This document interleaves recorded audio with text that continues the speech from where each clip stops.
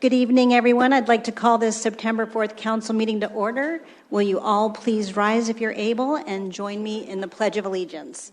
I pledge allegiance to the flag of the United States of America and to the republic for which it stands, one nation, under God, indivisible, with liberty and justice for all.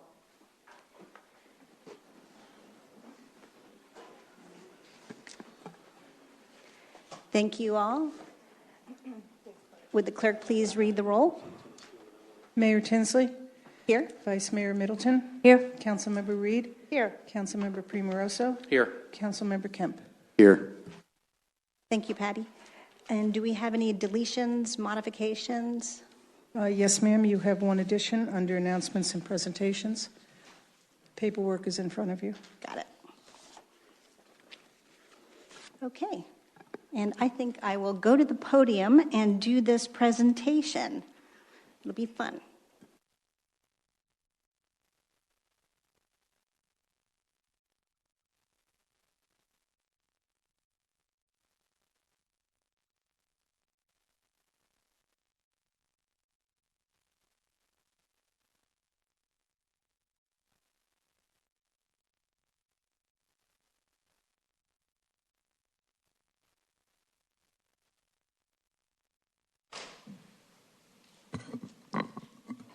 Do something a little different, change it up a bit. So for announcements and presentations, we have a new item, which is the Florida League of Cities Silver Certificate. And the Florida League of Cities University is a certificate program provided to elected municipal officials and recognizes elected officials who take part in the league's many training opportunities through a variety of in-person and virtual education opportunities to learn about the latest issues, trends, and best practices. The league staff tracks each member's points through event registrations and are accumulated from August 2024 in conjunction with the Florida League of Cities annual conference through July of 2025.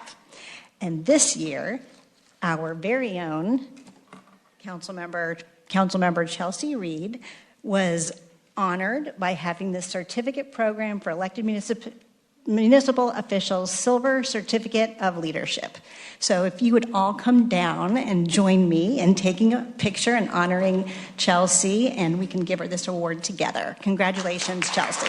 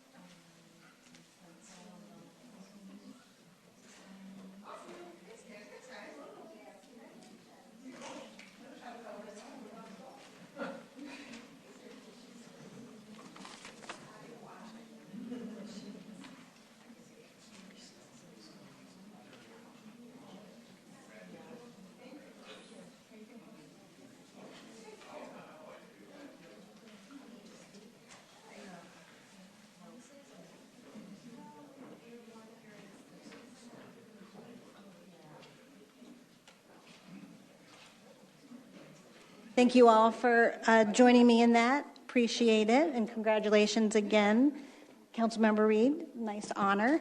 Now we're moving on to comments from the public, and actually, maybe we have some on their way. Okay, we do have 2 comments from the public, so if you can, please come to the podium when I call your name, state your name and your address, and the first one is Ms. Ramona Bean.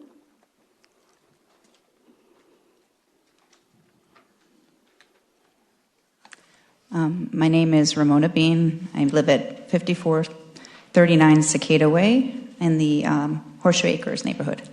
Good evening, Mary Tisley, Vice Mayor Middleton, and City Council and staff and everyone in here. As a Gardens resident, I have a recurring work contract, as some of you know. It's my 5th year. I was working out in Wyoming as a camp cook. I miss being here in person, though, and seeing you guys.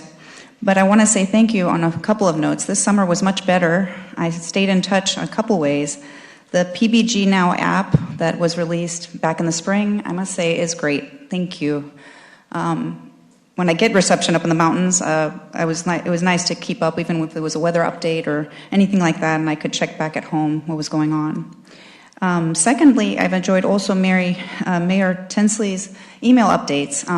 I've noticed any mayor that comes through our Gardens City Council has a way of notifying folks, whether social media or email, and I just want to say thank you for that. It does help us keep in touch. Lastly, I'm starting this school year as a mom of a 6th grader, 9th grader, and 12th grader, and as some parents in here know, that's quite the storm. It's a good storm. And my 12th grader swims for Gardens High School right here in Palm Beach Gardens, and they are loving the rec center. And as a parent and my husband, we love being able to just kind of pull in there and easily drop them off and pick them up. So thank you for all of the city staff's work and everyone that was involved in that setup. And I just love seeing it all unfold. So that's it. I just want to say thank you, and it's good to be back in town. Thank you, Ms. Bean. Okay, actually, that is it for comments that are for items not on the agenda. So next, we're going to move to the consent agenda. Does anyone need anything pulled from the consent agenda? City manager. Okay, city manager. Oh, I skipped right over you. I apologize. Sorry, Ron. It's okay. I just have a couple of items to bring to your attention. Just today, where's my paper? Here it is. We received information today that the Gardens Green Market was voted Best Farmers Market by the readers of Jupiter Magazine.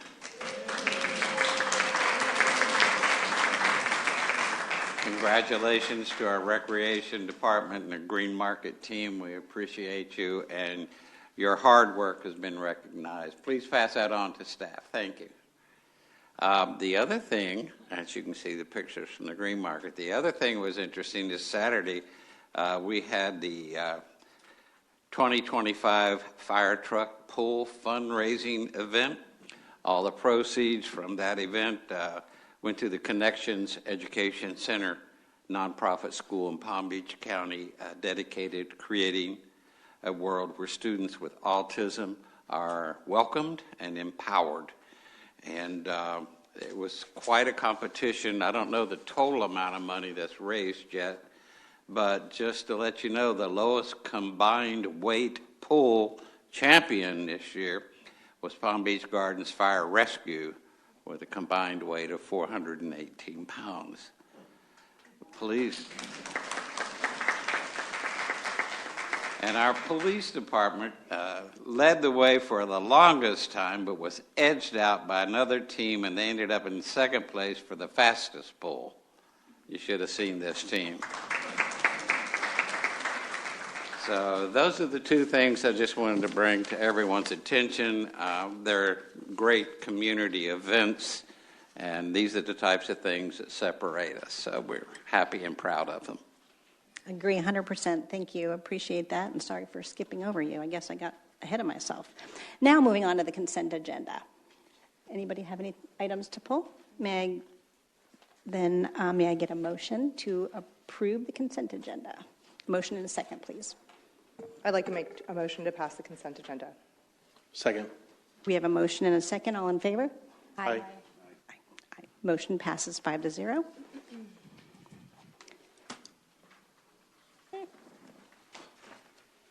Tonight, we are holding quasi-judicial hearings on the following cases. Ordinance 10-2025, second reading and adoption, city-initiated rezoning from residential medium to professional office. Ordinance 13-2025, first reading, voluntary annexation. Resolution 63-2025, major conditional use within Gardens Town Square. Resolution 64, 2025, site plan amendment for Longview at Avenir Pod 10. Resolution 65, 2025, site plan approval for Panther National Parcel Phase 1. This means that the City Council is required by law to base its decisions on the evidence contained in the record of this proceedings, which consists of the testimony at the hearing, the materials which are in the official city file on this application, and any documents presented during this hearing.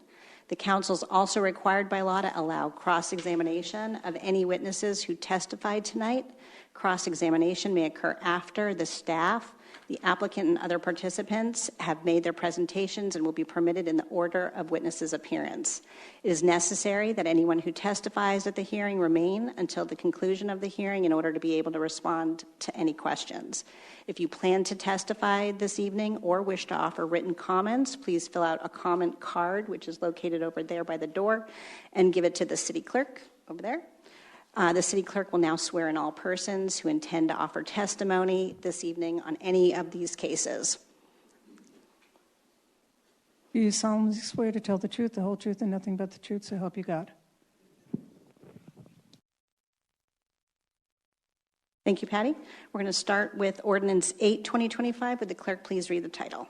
Ordinance 8, 2025, an ordinance of the City Council of the City of Palm Beach Gardens, Florida, adopting a small-scale amendment to the Comprehensive Plan Future Land Use Map in accordance with the mandates set forth in Chapter 163 Florida statutes, pursuant to application number CPSS-25-05-0002, in order to amend the future land use designation of 11.61 acres, more or less, a portion of the 45.37-acre Donald Ross Village Plan Unit Development PUD from Commercial C to Mixed Use MXD, the subject property being located immediately southeast of the intersection of Donald Ross Road and Central Boulevard, providing for compliance with all requirements of Chapter 163 Florida statutes, providing for transmittal to the State Land Planning Agency, providing that the future land use map of the City of Palm Beach Gardens be amended accordingly,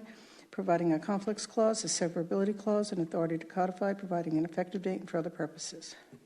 Thank you, Patty. I'm going to open the public hearing and ask, has anything changed since first reading? No changes. Thank you. And does anyone want or would like to see a presentation for the second time? No? Okay. And I do not have any comment cards on this item, so I'm going to close the public hearing and ask for a motion and a second for Ordinance 8. I'll make a motion to approve Ordinance 8, 2025, second reading and adoption. Second. Okay, we have a motion and a second. Any discussion? Seeing none, I'd like to call a vote. All in favor? Aye. Okay, motion carries 5-0. Moving on to Ordinance 9, 2025. Would the clerk please read the title? Ordinance 9, 2025, an ordinance of the City Council of the City of Palm Beach Gardens, Florida, adopting a small-scale amendment to the Comprehensive Plan Future Land Use Map in accordance with the mandates set forth in Chapter 163 Florida statutes, pursuant to application number CPSS-25-05-0003, in order to amend the future land use designation of 1.46 acres, more or less, known as the Gardens Learning Center, from residential low RL to professional office PO, the subject property being located on the south side of North Lake Boulevard, approximately 0.6 miles west of North Military Trail, providing for compliance with all requirements of Chapter 163 Florida statutes, providing for transmittal to the State Land Planning Agency, providing that the future land use map of the City of Palm Beach Gardens be amended accordingly, providing a conflicts clause, a severability clause, and authority to codify, providing an effective date for other purposes. Thank you, Patty. I'm going to open the public hearing and ask if anything has changed since first reading.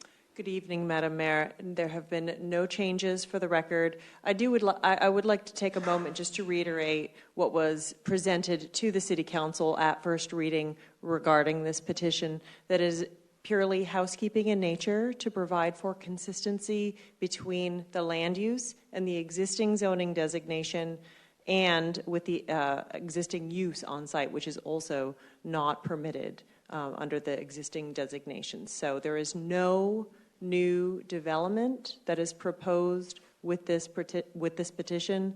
This petition exclusively provides for the internal consistency between the use, the zoning, and the land use. And staff is happy to provide a more detailed presentation if necessary. There have been no changes, however, since first reading. Okay, thank you, Natalie. Does anybody want to see the presentation or have any questions? No? Okay. And I do not have any comment cards on this item. Oh. Well, I have a comment card, but it says 8C, which is Ordinance 10. But if it's for this one, then I'd be happy to call your name. Is it Ms. Janet? Okay. And that's the case. And come up, absolutely, and state your name and address for the record, please. Oh, no, that's okay. Good evening. My name is Janet Sagansky. I live at 8256 Needles Drive, and I'm currently Vice President of the Board of Directors of Horseshoe Acres Club. I must point out a serious misrepresentation at the August 7th council meeting by city staff. When a council member asked if there had been any objections from the community, they were told there were none. This is not true. Our Horseshoe Acres president spoke at the July 8th zoning board meeting opposing the rezoning of the Gardens Learning Center, GLC, and handed his statement to the zoning board. At the following city council meeting, given zoning's recommendation, we did not submit a request to speak. As a result, we were unable to object to this surprising false assertion. Our biggest issue is the loss of value for our last unbuilt residential zoned 1.8 acre lot, which is immediately adjacent to the Gardens Learning Center. While zoning staff has said there are, quote, no plans for a 3-story building, end quote, on the rezoned GLC lot, by definition, the new zoning permits it, and any potential buyer of our lot will expect a significant discount, because who wants to buy a home where potentially a 3-story building will overlook their pool and backyard? No buffer will effectively overcome this. We are submitting our objections again today in writing. GLC applied for rezoning in 2019, and our board objected. Planning and zoning documents listed 68 line item issues that their staff identified. Our board asked for landscaping requirements, a buffer area, and a deed restriction on future commercial construction. Eventually, GLC dropped its effort, and yet here we are again, this time with a city-initiated effort. We want the council and the zoning board to consider this.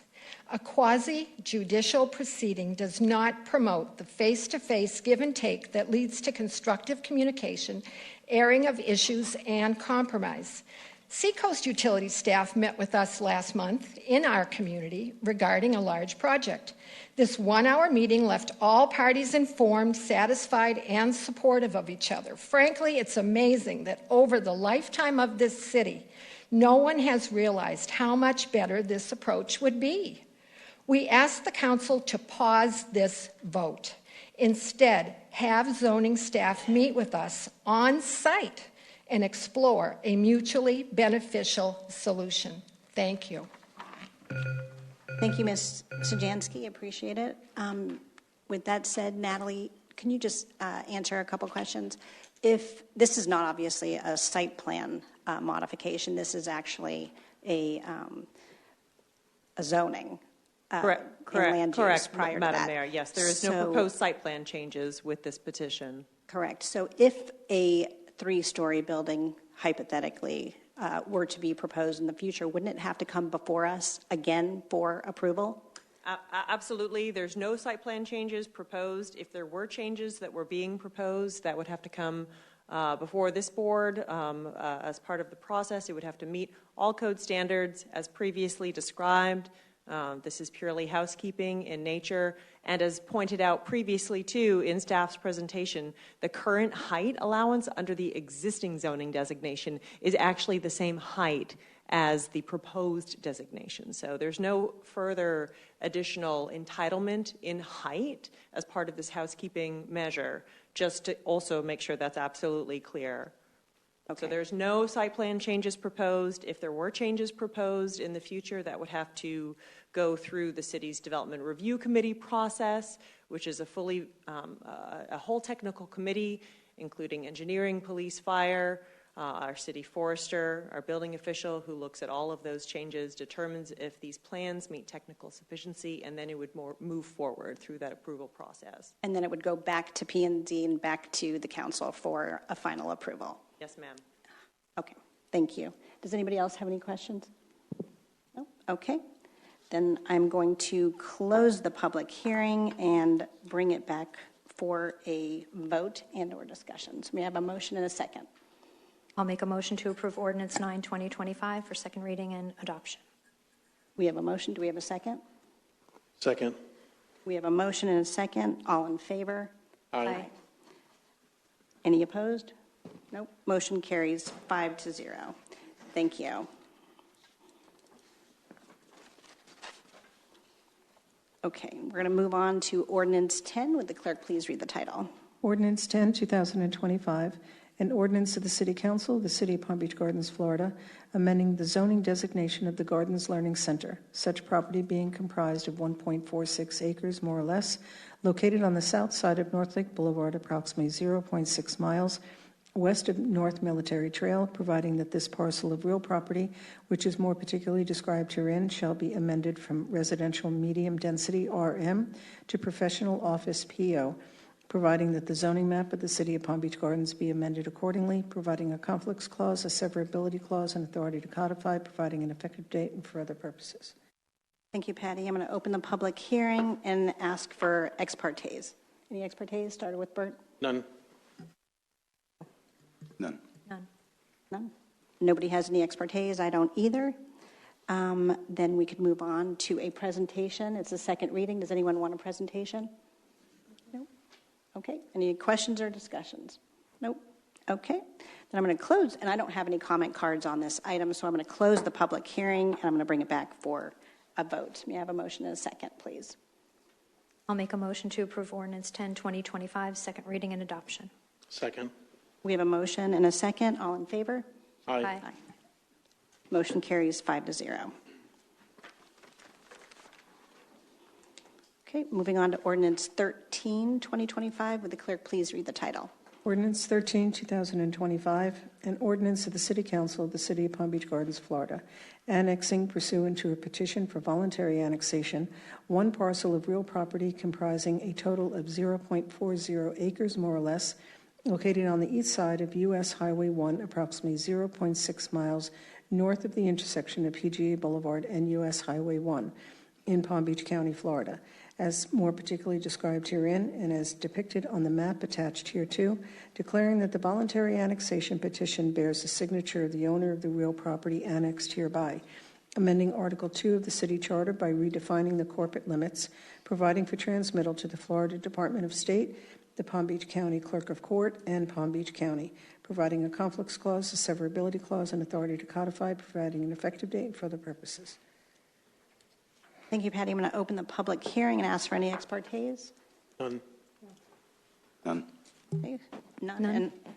And none for anybody, and I don't have any either. Then we'll move on to presentation from staff. Thank you. Thank you, Madam Mayor. Good evening, Madam Mayor, members of the board. For the record, Martin Fitz, and I have been sworn in. I have a brief presentation for Ordinance 13, 2025. This is a request for a voluntary annexation of one parcel totaling approximately 0.4 acres.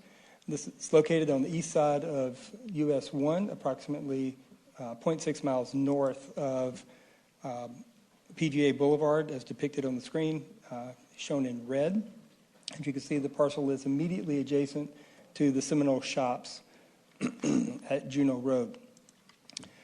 This parcel is owned by Elizabeth Dalton, operating as the Design Properties of the Palm Beaches. There is an office operating as a yacht interior design studio. There are no new uses proposed or any development proposed with the annexation. Now, when annexation requests come in, the city analyzes that request for consistency with Chapter 171 of the Florida statutes. We did that analysis, and it meets all the criteria specified in statute. This parcel is within the annexation area of interest number 6 of the city's annexation study, and the annexation does meet all of the level of service standards for annexation. This petition was publicly noticed through mailers, the posting of the property, and an ad in the newspaper. A notice was sent to the county pursuant to the county's voluntary annexation ordinance. And this property is not within an unincorporated protection area, so no additional approval from the county is required. This did go before the Planning, Zoning, and Appeals Board at the August 12th meeting, and it was recommended approval by a vote of 6-0. Staff recommends approval of Ordinance 13, 2025 on first reading based on the findings of fact. And staff is available if you have any questions. Thank you, Mr. Fitz. I do not have any comment cards on this item, so I'm going to close the public hearing and bring it back for vote and discussion. May I have a motion and a second? I'll make a motion to approve Ordinance 13, 2025, first reading. Second. We have a motion and a second. Does anybody have any questions for Mr. Fitz or want to make any discussion or want to discuss anything? No? Okay, then I'm going to call it. May I please call it? All in favor? Aye. Aye. Motion carries 5-0. Thank you and welcome to the City of Palm Beach Gardens. Okay, moving right along to Ordinance 14, 2025. Would the clerk please read the title? Oh, even better. Ordinance 14, 2025, an ordinance of the City Council of the City of Palm Beach Gardens, Florida, amending Chapter 78 Land Development at Section 78-43, Review of Applications for Development Order Approval, by repealing Table 1, Development Order Review, and Table 2, Development Review Schedule, and readopting same as revised, and adopting new Note 3 to Table 2, further amending Chapter 78 by repealing Section 78-423, Authority, and readopting same as revised, to update the plat approval process to be consistent with recent revisions in state law by designating the Planning and Zoning Department as the administrative authority to review plat submittals and the city manager as the administrative official to approve plat submittals. Further amending Chapter 78 at Section 78-424 Jurisdiction by repealing subsections B and C and readopting subsection B as revised. Further amending Chapter 78 at Section 78-427 Enforcement, Violations and Penalties by repealing subsection B and readopting same as revised. Further amending Chapter 78 at Section 78-428 Exceptions by repealing subsection C and readopting same as revised. Further amending Chapter 78 by repealing Section 78-429 Requirements in lieu of platting and readopting same as revised. Further amending Chapter 78 at Section 78-441 General Application Procedure by repealing subsection C and readopting same as revised. Further amending Chapter 78 at Section 78-446 Plat Review and Approval Process by repealing subsections A, D, and E and readopting same as revised. Further amending Chapter 78 by repealing Section 78-447 Signing and Recordation of Plat and readopting same as revised. Further amending Chapter 78 at Section 78-461 Required Subdivision Improvements by repealing subsection G and readopting same as revised. Further amending Chapter 78 by repealing Section 78-482 Monuments and readopting same as revised. Further amending Chapter 78 by repealing Section 78-493, street names, and readopting same as revised.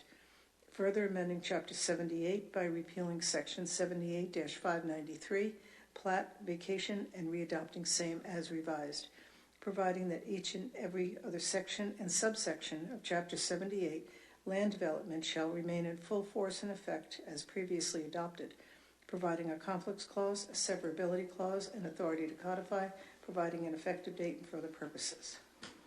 Thank you, Virtual Patty. I'm going to open the public hearing and ask Mr. Fitz to do a presentation.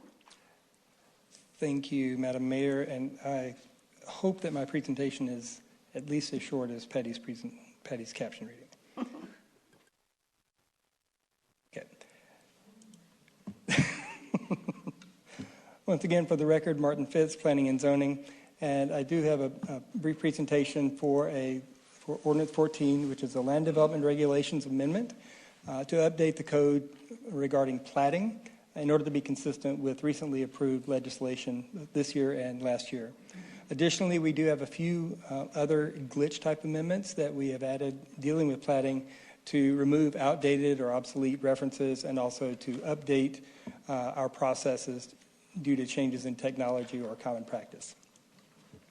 This past summer, the legislature passed a law for Chapter 2025-164, which had the effect of making plat approval an administrative process. And through that, the city is required to designate an administrative authority to accept and review all plat applications and an administrative official to approve those plats. This ordinance will appoint the Planning and Zoning Department as the administrative authority and the city manager as the administrative official. Additionally, last year, the legislature was passed to allow multifamily residential units or projects to be able to receive a number of the building permits prior to the approval of the final plat in specific circumstances, and this will also enable that legislation. Now, I have a list of all the changes, but I'm not going to go over all of those. The majority of the changes are updating the review to refer to the Planning and Zoning Department and the approval of the plat to refer to the city manager. But there are a few that I do want to highlight. First, in Section 7843, for the review of applications, we amended Table 1 to update staff as the decision-making authority.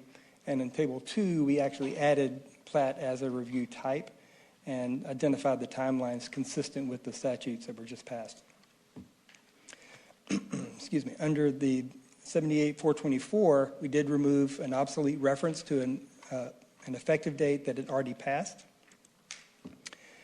78-446, for the plat review, we updated the reference to the technical compliance approval, or TCA, as being equivalent to the preliminary plat. This enables the last year's approval or last year's legislative agenda to be able to be done.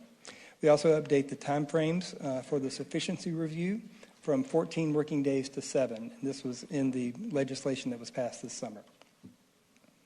For 78-447, we update the information that's required in the final plat and also removed an outdated reference to the GIS projection datum, which is to be used to create the plats, to refer to the most recently approved datum so that we don't have to keep changing it as they update their technology. For 78-482 monuments, we added the ability for staff to require a physical inspection of the permanent reference monuments, if it's determined to be necessary. And this is consistent with common practice among the county and other municipalities.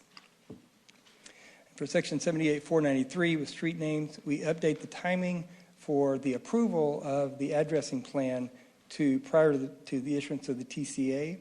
Currently, it's prior to the issuance of the first certificate of occupancy. With our new online platting or online permitting process, we found that we need to have those address points sooner in the review process than we currently do, so this facilitates that. So these proposed amendments were initiated by legislation. However, staff really feels that they are valid and important updates. Currently, plats are approved on the consent agenda with council. We had 2 tonight. These amendments will allow for those to be done administratively.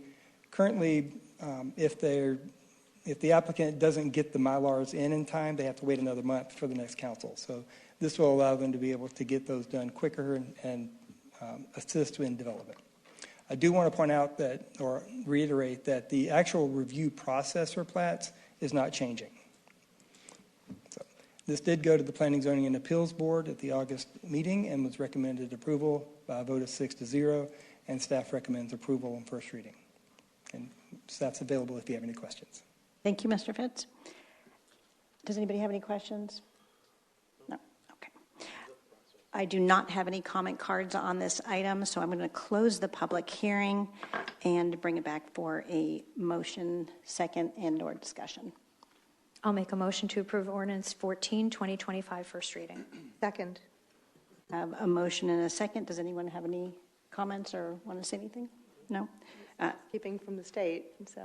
Absolutely. And Bert mentioned it does make the process go a bit faster. So. Yeah. absolutely. And plats are technical in nature. I've always wondered why it has to go for city council approval when a professional surveyor and our very, very professional staff looks at it as well. And this definitely will help with the speed and permit process. I've been through that, and I know that you have to wait a whole nother month. It could be, timing is everything. So it definitely does do that. It saves time, money, and I appreciate all this, so I'm 100% for it. Thank you. I'll like to call the vote. All in favor? Aye. Motion carries 5-0. Thank you, ma'am. Thank you. Okay, we're going to move on to Resolution 63, 2025. Would the clerk please read the short title? Resolution 63, 2025, a resolution of the City Council of the City of Palm Beach Gardens, Florida, approving a major conditional use for a fast food restaurant without a drive-through within Gardens Town Square. The subject site being generally located on the south side of North Lake Boulevard, approximately 0.25 miles east of North Military Trail, as more particularly described herein, providing conditions of approval, providing an effective date, and for other purposes. Thank you, Patty. I'm going to open the public hearing and ask for any ex partes. I'll start with Council Member Primoroso. None. No, ma'am. Nope. And I don't have any either, so we will call the petitioner. Hello. Hi, good evening, Mayor and Council. For the record, my name is Nicole Plunkett with Kotler and Hearing, and I have been sworn in. Tonight's petition in front of you is for Gardens Town Square Resolution 63, 2025. We do have our applicant and owner here, PBGS Limited, David Brock, and Kotler and Hearing serves as the land planners and Kotler landscape architects for this petition. And we also have our franchise owner here for the petition, Oliver Hurd. So if there's any particular questions about operations, we'd be happy to answer them.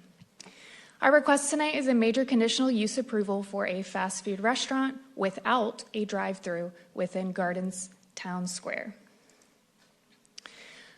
Gardens Town Square is located on the south side of North Lake Boulevard, just west of Interstate 95. This particular property is approximately 17.59 acres, and it is accessed exclusively from North Lake Boulevard. It has a land use designation of commercial and a zoning designation of general commercial CG1, and it's also important to note that it's situated within the North Lake Boulevard Overlay Zoning District, or the NBOZ. The center features a diverse mix of tenants, including Publix, Nothing But Cakes, Lingonberry Cafe, which is one of my favorite coffee shops, Crunch Fitness, Family Dentistry, and many, many more tenants. So it's very diverse, and the important thing about this particular shopping center, commercial center, is that each of these uses has different peaks and hours of operation and also of busy hours, which allows for a great amenity for the property with the parking rates and whatnot. It's also important to note that it is located along the Palm Tran route just on the northwest corner of the property. Now, the petition in front of you here tonight is for a new fast food restaurant that is going to be located in line of the existing building that is on the easternmost portion of the property. And the existing Duffy's out parcel located on the north of this slide here is under separate ownership and is not included within the ownership here tonight. The new fast food restaurants that we are bringing in for a brand new tenant is the Popeyes. Now, Popeyes has grown into a globally recognized brand over the past 45 years since it was founded in Louisiana. And it gained the widespread popularity in part due to its unique Cajun bold, flavorful fried chicken. And of course, we remember back in 2019, the viral success of its chicken sandwich.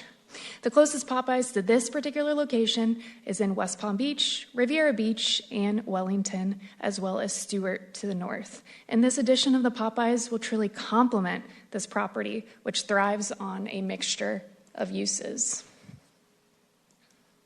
So we're going to take a closer look of this particular tenant suite here. The new tenant is going to be in 4268, located in the central tenant bay. I'm going to walk through a couple of items within this particular request because we are making a couple of improvements to the property as well. This request includes no outdoor seating, no drive-through.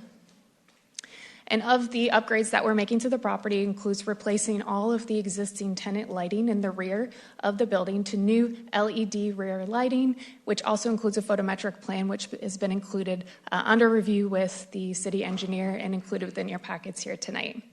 The operator has also included quite a detailed trash and operations recycling narrative within our requests. And really, what they're going to be utilizing is an operation which walks out the rear door and accesses the dumpster on the south portion of this particular building. This applicant utilizes a specialized waste vendor called Access Waste and Recycling, which services the dumpster at least every 48 hours and provides integrated recycling for these tenants. And really, this service allows tenants to place both trash and recycling in the same bin, and Access Waste then sorts through them and processes the materials to ensure proper disposal and recycling compliance. It's also important to note that this particular operator has teamed up with DAR Pro Solutions. They recycle and collect used cooking oil through their partnership, and they are the national leader in used oil recovery. We also took a look at the easternmost rear landscape buffer here. There's a couple of things that I wanted to point out. We do have existing overhead power lines. We also have underground utilities and working with Seacoast within this petition as well. And there are a handful of shade trees along this buffer with an existing green chain link fence with slats. However, in looking at this and trying to come up with a creative way to really kind of patch some of the holes of the visual nature for the residences in the south, or directly east of this property, we looked at a way to get creative. And so what we're doing is proposing 6 decorative charcoal gray cube planters. Each of those planters is going to contain a triple pygmy date palm, which will be 6 feet tall at the time of planting. And along with those enhancements of the east buffer, we're also enhancing the landscape islands on the front side of the tenant suite as well, near that entrance. The signage is just to show that the signage proposed within this particular tenant suite, we're not asking for anything out of the ordinary and what's allowed within your city code. We are providing for wall signage that will align with the other tenant suites in the shopping plaza and will be submitted for a permit when that time comes. And along with the major conditional use requests comes with consistency of the comprehensive plan. And I know there's a lot of text on the screen, so I'll go through this really quickly, but I think it's important to show that our request does align with a number of things within the comprehensive plan, including the intent to support a wide range of food services along North Lake Boulevard. This request strengthens the tenant mix in an active commercial center, and it also occupies a vacant tenant suite, which leverages already existing utilities, parking, and access. We are adding landscape screening and enhancing the site with upgraded rear lighting to improve visual safety and a landscape buffer edge condition. And of course, this particular request introduces a recognizable brand that supports jobs, activates the space, and boosts the economic vitality of this center. The request tonight also complies with the CG1 and North Lake overlay requirements, and there are no waivers requested within this petition. It provides for existing pedestrian and vehicular circulation, which will be maintained. It maintains the public transit access with the Palm Tran route, and there are no changes to emergency circulation or access. The rear lights are being upgraded, and of course we've been through these in the earlier slides with the new landscaping, and we're also not providing any changes to the exterior building. The signage will meet the center criteria. The operation hours will align with the nearby tenants within the plaza. There's no environmental or utility impacts, and it'll support long-term sustainability goals. And one quick thing I wanted to mention about sustainability, and it was something that I really had a pleasure learning from our operator here, of some of the sustainable initiatives that the parent company, who's owned by Restaurant Brands International. They're the parent company of several global restaurants, including the owning of Popeyes. And this particular Popeyes location will follow their national sustainability standards, and it reflects a strong commitment to the environment and the community. And so they have guidelines for focusing on food, planet, and people by providing better packaging and ingredients, ethical sourcing of where the food comes from, climate goals with net zero emissions target by 2050, and also, like we spoke about earlier in the recycling, with the partnership with DARPro for the safe oil collection, and the indoor storage system reduces the risk and waste. And like I said, I've got my team here tonight, so we'd be happy to answer any questions. Thank you for your time. Thank you. Does staff have a presentation as well? No, ma'am, we have no additional comments, and staff recommends approval. Thank you. I do not have any comment cards on this item. Does anybody have any questions for the petitioner? I've got two, yeah. Okay. Is all the food going to be cooked on site, or is there a commissary used to bring food in? Oliver?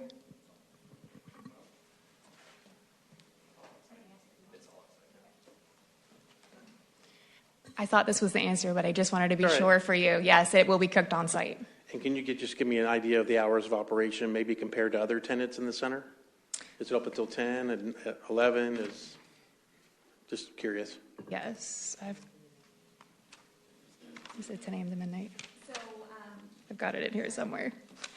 Popeyes is proposed to be open from 10 a.m. to midnight. However, other restaurants in that plaza, Duffy's is open till 11. Crazy Horse is open into the wee hours. So there are other additional tenants that will be open late. So up until midnight, 7 days a week? Okay. Sure. Thank you. No questions, just a statement. Delighted to see all the sustainability measures. And thank you so much for Mr. Hurd and Mr. Brock for coming today. We always appreciate when people show up when they're being discussed. So thank you. And the Chamber has a sustainability subcommittee that you may want to connect with, because they'd like to know more about the DAR practices, I'm sure, especially, as well as the sorting that you have for recycling, because I think that might be one of the first of the kind in the area that I know about, but you would know more than we would. So if you don't mind sharing that with the Chamber too, I think that'd be great. I'd be happy to connect Oliver with the Chamber. Okay, super. And that's about it. And I heard a lot of residents are very excited that they heard this was coming in. So that's kind of what it's all about, right? Thank you. I just had a question about parking. So is parking going to be affected by this? It sounds like it's going to be a hit from day one. And you did a great commercial for the Popeyes. So, I'm even looking forward to trying it. But would parking be affected by this in that complex? Great question. We did analyze this. This particular shopping plaza utilizes a commercial parking rate, and so that allows additional flexibility with the types of tenants who are coming in and out. And since there are a number of different tenants who are open at different points of the day, some have peak hours in the morning, like the coffee shop, and some are later at night, maybe like Crunch Fitness, that bringing this particular tenant in and reviewing with staff does meet all of the parking requirements. Thank you. Was this a restaurant before, or they're going to have to bring a whole kitchen and everything now? This was previously, I believe, David, a dance studio, right? Yep, it was a dance studio. And how long's the build out till it's open, do you think? 10 to 12 weeks. That's it. Thank you. Thank you. You guys asked all of the questions except one, which was, what do they use the reused cooking oil for? Do you have any idea? I was just curious. You know, I did look it up. I don't know if I have it in my narrative, but I do know that if you go on the DAR Pro website online, I mean, that's the really cool thing about our jobs of what we all do is we get to learn about so many interesting companies and initiatives. But if on the DAR Pro website, they do have information about the types of things that they use to recycle and where portions of it are sent to. So it's interesting. And I don't know. I don't have it on my... I'll look it up. Yeah, no, it's very interesting. Yeah. I'm just curious. Okay, thank you very much. And as I said, I don't have any comment cards. We did have our discussion, so I'm going to ask for a motion and a second. I'll make a motion to approve Resolution 63, 2025. Second. We have a motion and a second. All in favor? Aye. Aye. Any opposed? No. Motion carries 5-0. Thank you very much. I'm sorry? Carfield. Okay.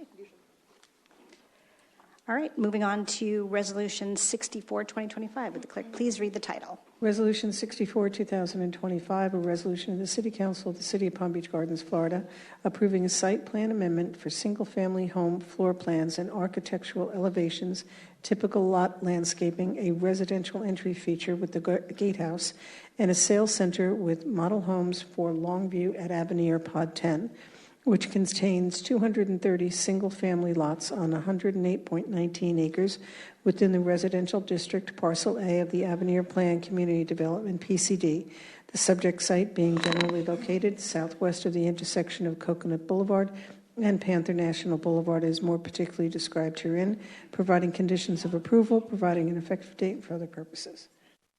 Thank you, Patty. I'm going to open the public hearing and ask for any ex parte, starting with Councilmember Premeroso. None. No. None from me. None. And I don't have any either. Hello. Hi. Calling the petitioner. Hi, I've been sworn in, Valentina Broglia of Urban Design Studio, on behalf of Avenir for Pod 10, also known and approved as Longview. So the subject site is on the corner of Panther National Boulevard and Coconut Boulevard. Yes, I'm sorry. Right here in the red circle dot on your screen.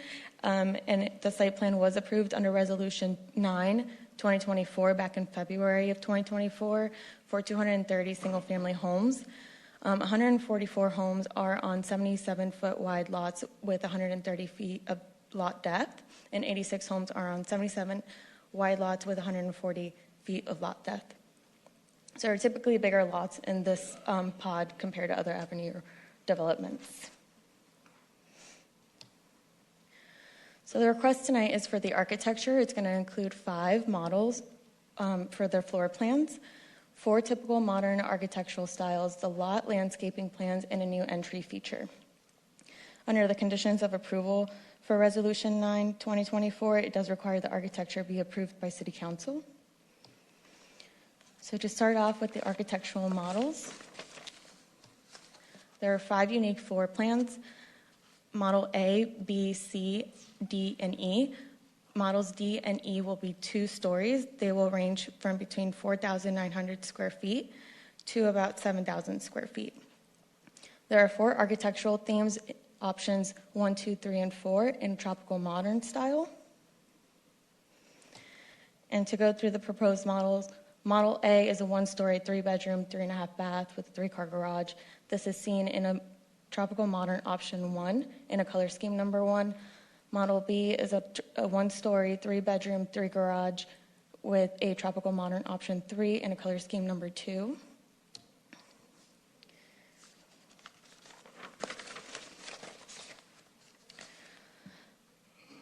Model C is a 1-story, 3-bedroom, 4-bath with a tropical modern option 3 and a color scheme of number 3. models A, B, and C have stone and brackets and some louvers in their architect details, whereas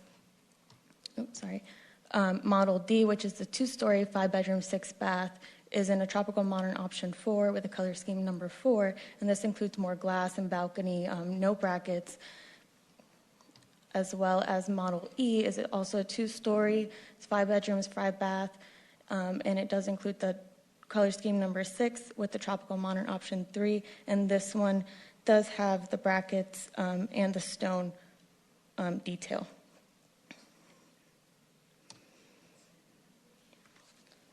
So all models are provided in the screen in front of you, models A, B, C, and D, and E. This is with the tropical modern option 1 in the architectural theme. Option 2, option 3, option 4, and then the streetscape view will show the diversity that the architectural themes will provide with the tropical modern architecture, and which will also be held with the anti-monogamy standards, as well as other Avenir developments have also incorporated into their projects. The architectural colors will provide 6 color schemes that future residents can pick from, which will provide a large variety of choices and also accommodate the anti-monogamy that we just spoke about. So just to summarize, there are 5 models, 4 architectural themes in tropical modern, and 6 color schemes. Now for the entry feature.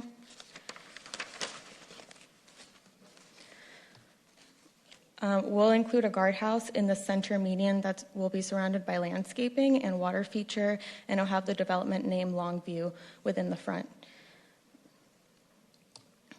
The guardhouse is proposed to have air conditioning. It will be unstaffed, but will have the option to be staffed in the future if desired by the client. And the architecture will include brackets, louvers, and stone, which is consistent with the tropical modern architecture.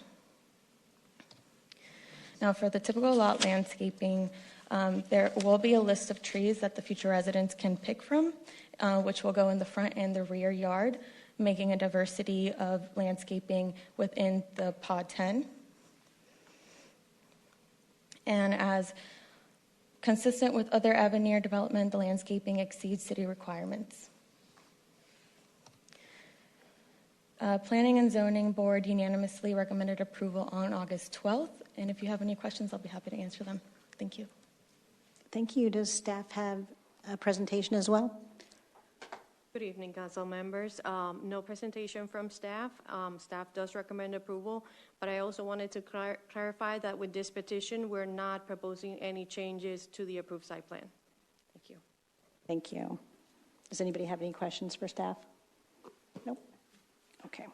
I do not have any comment cards on this item, so I am going to bring it back for a motion in a second. I'll make a motion to approve Resolution 64, 2025. Second.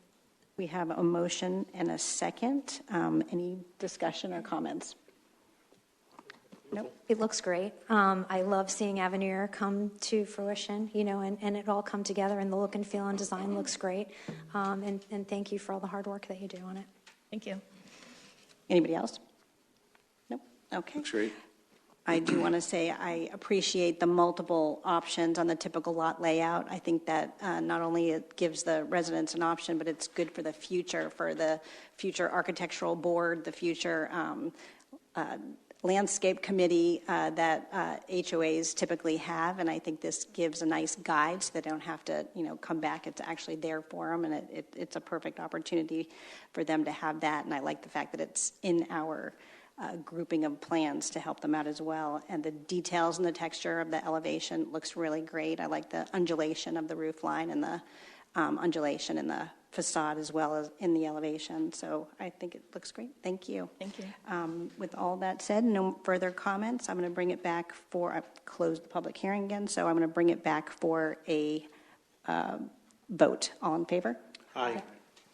Motion carries 5-0. Thank you. Thank you. We're going to move on to Resolution 65, 2025. Would the clerk please read the title? Resolution 65, 2025, a resolution of the City Council of the City of Palm Beach Gardens, Florida, approving a site plan for Phase 1 of the Lifestyle Center within the Lifestyle Center parcel of the Panther National Master Plan within the Avenir Plan Community Development PCD. The Panther National Master Plan being located on the west side of Coconut Boulevard, approximately 1.5 miles north of North Lake Boulevard, as more particularly described herein, providing conditions of approval, providing an effective date, and for other purposes. Thank you, Patty. I'm going to open the public hearing and ask for any ex partes. None. No. No. None. And I don't have any either, so we're going to move on to a presentation by Mr. George. Good evening, Council. Again, for the record, George Missimer with Kotler and Hearing here tonight on behalf of the applicant, and I have been sworn in. So our application, site plan application, is coming before you, Resolution 65, 2025. Our project team, Centaur Palm Beach, the owner of the property.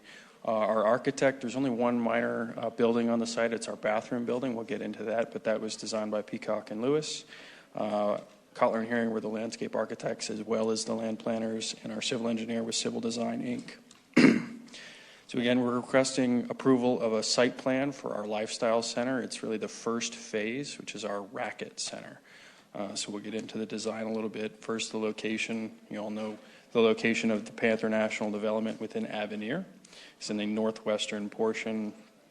The lifestyle center is consistent. The location is consistent with the approved master plan as well as the previous site plans for Panther National. And it is on the southern portion directly adjacent to one of the community entrances. And this is just a master plan graphic showing what the proposed development would look like. We'll get closer into it. First, a quick overview of the site details. The property itself is a little over 11.5 acres. We are meeting all land development regulations. There are no waivers being requested. Majority of the parcel is going to be open space and green space for the time being until those additional phases of the lifestyle development are designed, and we'll eventually come back before you for those additional improvements. So here's a closer view of the site plan. You can see the racket center that's being proposed, the amenities there. There will be 4 tennis courts, 4 pickleball courts, and 2 padel courts, as well as a tot lot, restroom facility, and a multi-purpose lawn, which is adjacent to those courts, which will function for a variety of different events for the community. Now, the padel courts is something that I got to learn about through the project. I didn't understand that sport at all when we first came forward. So it's similar to racquetball, but obviously it's an outdoor setting, but you actually play the ball off the sides of the enclosure. So it's a glass enclosure. So it's a pretty neat sport, so it's pretty cool to see. There's a couple images of what that looks like. So a little bit more about the site plan from an access perspective. The entrance is located directly adjacent to the clubhouse entrance, so a lot of synergy with the site there. Additionally, from a pedestrian standpoint, lots of the existing pedestrian connections through the community connecting into the racket center, both for golf carts as well as pedestrians. So we're keeping the golf carts separate from the vehicles, making sure we're avoiding conflicts there. And so from a parking standpoint, we are providing 20 vehicle parking spaces and 28 golf cart parking spaces located in those highlighted areas. From a landscape perspective, majority of the landscape on this site has already been approved, at least from the buffers. So the master plan and the spine road plan approved a lot of the adjacent perimeter buffers for this site, as well the maintenance facility, which is under construction, approved a lot of landscaping as well from the interior side. So we are proposing a landscape palette consistent with those previously approved plans. A lot of heavy native materials, very nice sustainable design complementing the rest of Panther National. So plenty of other information if you have any questions, but I think that summarizes what we're asking for. So we did receive unanimous support from the Planning and Zoning Board, and staff does recommend approval. But happy to answer questions. Thank you. Thank you. Does staff have a presentation as well? Madam Mayor, no additional staff presentation. As George mentioned, Planning and Zoning recommended approval at their August meeting, and staff recommends approval as well. Happy to answer any questions. Okay, thank you. Does anybody have any questions for the petitioner or staff? Nope. Go ahead, if you have a comment. It looks great. Statement. Glad to see the Padel. That seems to be during our agenda review, that's what residents are now reaching out to us for, is Padel. So thank you. And of course, Panther National will be gorgeous, I'm sure. And thank you. That's it. Learning about Padel as well, so interesting. I think we ought to look up what Padel is. The biggest worry was, are we going to have to start putting Padel courts around the city after realizing how popular it's getting? So, well, yeah, it looks beautiful. It's the new pickleball. I had to look it up as well. I do also commend the thoughtful design of the continuing the separated pathways. The Lifestyle Center will definitely enhance Panther National's unique community, and it'll also provide our Western employment trip capture and support recreation and wellness. So much appreciated. With all that said, I'd like to bring it back for a motion and a second, please. I'll make a motion to approve Resolution 65, 2025. Second. We have a motion and a second. All in favor? Aye. Motion carries 5-0. Thank you. Thank you so much. Okay, now moving on to Ordinance 11, 2025. Would the clerk please read the title? Ordinance 11, 2025, an ordinance of the City Council of the City of Palm Beach Gardens, Florida, adopting the budget for the City of Palm Beach Gardens for the fiscal year commencing October 1, 2025, and ending September 30th, 2026, providing a conflicts clause and a severability clause, providing an effective date for other purposes. Thank you, Patty. And I'm going to open the public hearing and ask Ms. Panzak for a presentation. Good evening, Madam Mayor, Council. For the record, Arian Panzak. And tonight I am pleased to present the first presentation for the proposed budget for fiscal year 25-26. So let's jump in and get started. So we'll start by taking a look at the budget adoption timeline.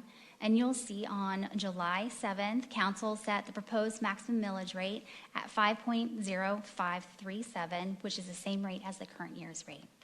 And the budget was issued to both Council and the Review Board on August 8th. And then we posted online for the public's review on August 15th. And we did receive the Budget Review Board and shared it with Council on August 28th. And tonight is our first public hearing, with our second hearing scheduled for September 18th, 2025 at 6 p.m. in City Council chambers. So we'll move on and take a look at our property values.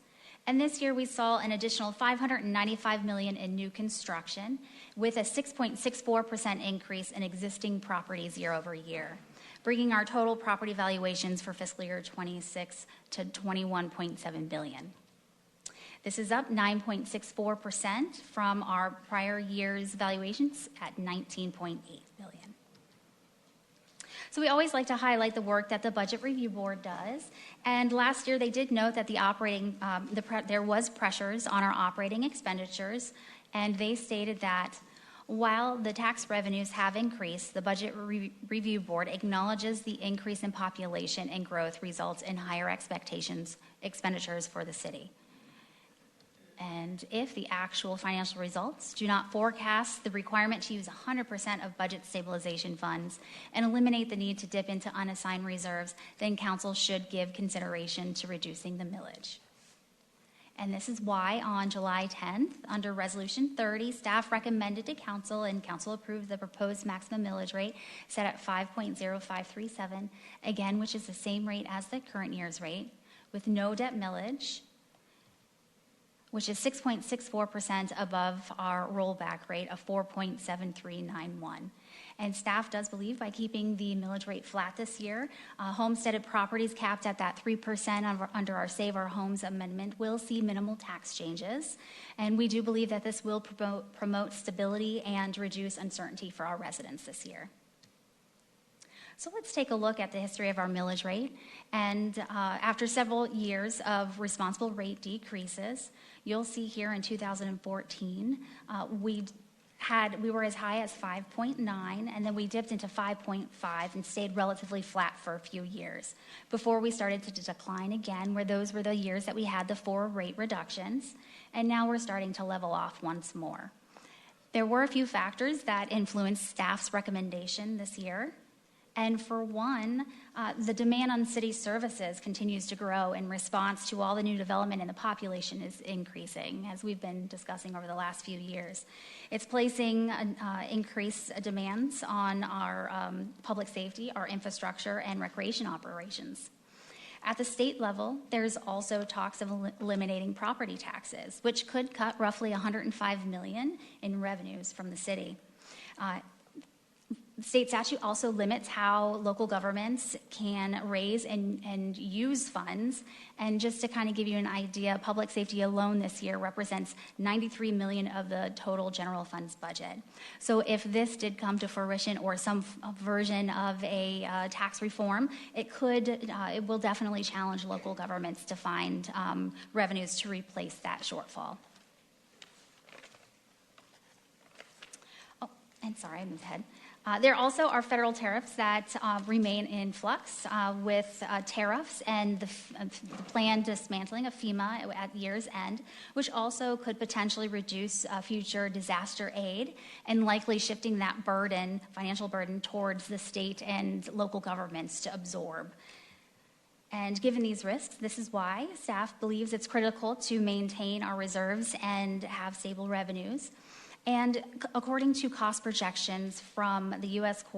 Army Corps of Engineers, debris removal alone following a Category 4 storm could potentially cost the city approximately $38.2 million. And this estimate is only for the debris cleanup and excludes any additional costs, such as damages to existing city facilities, as well as compensating staff for their time and efforts in those cleanup times.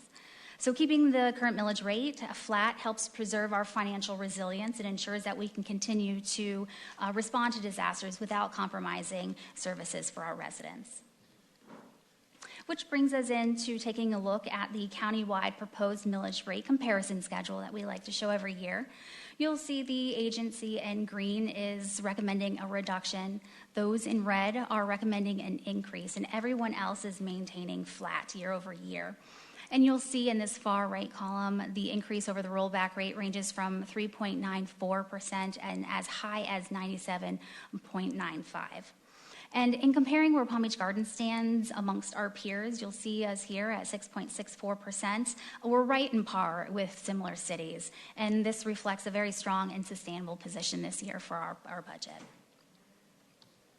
So now let's switch gears and take a look at what impact that proposed rate will have on a typical homesteaded property, whose homes are capped at 3% under the Save Our Homes Amendment. This year we looked at assessed values ranging from $450,000 to $1,050,000, and these homes this year will see an annual increase ranging from $68 to $159. And then when you take a look at what effect the proposed tax rate will have on a typical non-homesteaded property, we use the same valuation assumptions as based in the previous slide, and these properties will see an annual increase ranging from $227 annually to $531. And we always like to highlight this slide and to show what portion of a resident's tax bill actually is paid to the city. And about 72 cents of every dollar is actually paid to the county, the school board, and other taxing districts, whereas 28 cents of every dollar is actually paid to the city. So let's move on and take a look at our all funds summary. And I'll go ahead and pull up our budget here, which is on OpenGov, and we also have it posted on the city's finance website under the budget. And you'll see that this year the total budget is a little over $300 million. Our governmental funds make up $269 million of the total budget, and our proprietary funds or self-insurance and our internal fleet fund comprise $31 million of the total budget. And when you scroll down and take a look at the revenues by type, you'll see that ad valorem is our largest revenue source at 35%. Our beginning fund balance, or our carry forwards from the prior year, is 31%. And then charges for services is our third largest revenue source at 15% of this year's budget. And then when we scroll down and take a look at our expenditures by type, you'll see it's no surprise personnel is our largest use at $130 million. Our reserves, or the amount of funds that we're keeping in our savings, is $79 million, and our operating costs total $54 million for this year. So next, we'll move on and take a quick look at the general fund, which is the city's largest fund, which comprises $210 million of the overall budget. And again, no surprise, ad valorem is the largest source of revenue at $105 million in the general fund this year. Our beginning fund balance, or carry forwards, $57 million. And then we may have all of our other miscellaneous revenues that make up the rest of the budget for the general fund here to the right, permit for fees and franchise fees and charges for services, just to name a few. And then we'll scroll down and take a look at our expenses. And again, personnel is our largest use at $102 million of the overall general fund budget. Our reserves, or other are set aside for our savings, is $46 million. Operating is at $42. And I'd also like to call out the $9 million in other uses or transfers to other funds. We do have $9 million for other funds, which is planned to transfer to recreation, $3 million of that for the Burns Road Community Center, which just recently reopened in May, and also the new district field house, which is scheduled to open in 2026. So we also have $6 million that we're requesting to transfer to the Police Impact Fund to help fund the renovation of the tactical training facility to expand training and office space, which we'll get into a little bit more detail in later slides.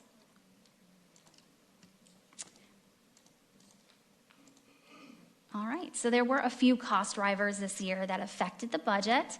The most significant is all this rapid growth that we're seeing around our community and new development that's occurring throughout the city. This has led to the request of additional 42 new full-time positions. And this growth is also the catalyst for expanding our facilities, including the upcoming indoor recreation facility over at the North District Park and the planned expansion of the tactical training facility to accommodate additional training space and office space for staff.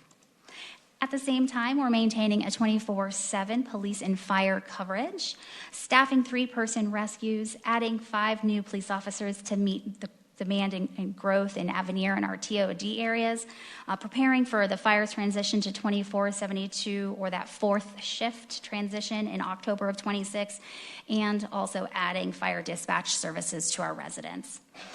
All while we still have a very competitive labor market that's placing upward pressures on salaries as we work to retain and also attract new talent. And finally, as I mentioned earlier, we also have that uncertainty that we're seeing in both federal and state policies, fiscal policies, that adds another layer of complexity to our budget this year. So moving on and taking a look at the impacts of the general fund personnel. This year, they are up $13.6 million for a total of $102 million. This is a 13% increase over last year's budget and is primarily driven by higher salaries, which also impacts related costs such as retirement contributions and insurance costs, which we'll get into next. And moving on, we'll take a look at general fund salaries. They're up $9.9 million for a total of $69 million due to proposed salary increases for staff. The city workforce does include both bargaining and non-bargaining employees.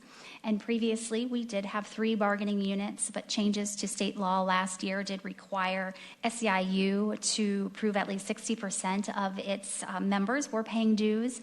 And SEIU was unable to meet this threshold. So they have been recently decertified and will fall under the general employee category. And then at the time of preparing the budget, PBA was under negotiations, but for budgeting purposes, we did project an across-the-board increase for them as well in the budget this year. The city's agreement with AIFF also runs through September 30th, 2027. Under Resolution 57-2024, sworn fire personnel will receive a 7% market adjustment with a 3% base adjustment in April 26. Starting in October of 26, fire personnel will move to that 42-hour work shift with the 24/72s, and this change is to improve health and wellness, as well as a recruitment and retention tool. And for general employees, the budget does recommend a 6% cost of living increase, supported by the latest employee cost index figures that's been released. So moving on to the summary of new positions, we'll start with the Special Revenue Fund. We do have 4 positions that we are requesting, and these positions are paid from revenues that are generated from user fees from these funds. Recreation is requesting a rec supervisor, a rec coordinator, and a customer service specialist to accommodate the opening of the new North District County Fieldhouse. And also golf is requesting a golf operations coordinator. And this position was recently a part-time position. And with the growth that the new Par 3 has seen, the request is to have a full-time position now to accommodate all those additional programs. And then this year, the general fund includes an additional 38 new positions requested here on the screen, all needed to keep pace with all this growth and demand on our services that we're seeing from all the growth around the city.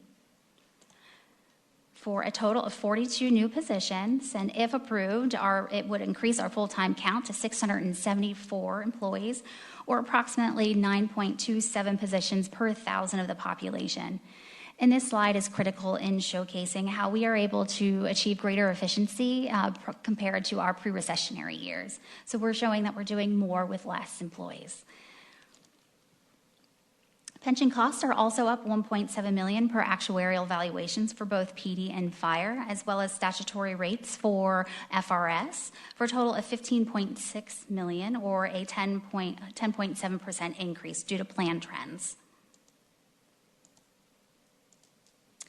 Medical costs are also up $11.6 million, or $1.1 million, for premiums paid through our self-insurance fund to align with actuarial results. We do still have a very healthy reserve balance at $8 million, and the Office of Insurance Regulation requires us to have 90 days, so we're well over that minimum. And that $8 million in reserves will cover roughly 8 months' worth of claims. All right, so we'll take a look at our maintenance, repair, and operating schedule that David and his team over at Public Works puts together every year. It's a 5-year maintenance schedule that we review annually to prioritize projects around the city. We do have $412,000 planned for parks, irrigation, repairs, fencing, netting, and sod replacements. $1.3 million planned for various repairs around the city structures and equipment. We also have $820,000 earmarked for roadway resurfacing, striping, parking lot and sidewalk repairs, as well as $200,000 for tree trimming and plant replacement. And every year, we also program $250,000 for both our canal maintenance program and the annual stormwater repair program. In addition to this, we did apply for a state grant, a $500,000 state grant that we unfortunately did not receive this year, but we'll try again next year. So we'll move on and take a look at our 5-year capital improvement plan, which is also reviewed annually to prioritize projects around the city. This year, the general fund makes up $5.6 million of the overall budget request. Capital projects, or our impact funds, make up $10.8 million, and then our special revenue fund makes up $150,000. And then we'll scroll down and just take a look at some of the larger projects. This year, we do have a $3 million planned for the public safety radio replacement program, which is just year 1 of a 3-year plan to enhance our public safety communications around the city. We also have $1.1 million requested for the Riverside Youth Enrichment Center improvements. This project will include SEPTED, or security enhancements to the lobby of the facility, as well as additional workspace for teachers. Oh, sorry, wrong one. And then we also have $8 million planned for the police training facility expansion project. $6 million of part of this is part of that transfer that we're doing from the general fund, that we're requesting from the general fund, and $2 million is coming from their impact reserves. And then we'll just run through the rest of the funds. We'll start with the Special Revenue Fund, which makes up $27.1 million of the overall budget.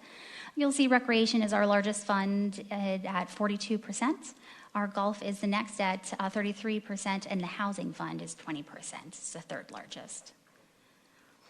And when you scroll down to the revenues by type, you'll see Charges for Services is the largest source of revenue at $14.4 million. Our beginning fund balance, or our carry forwards from the prior year, is at $8.2.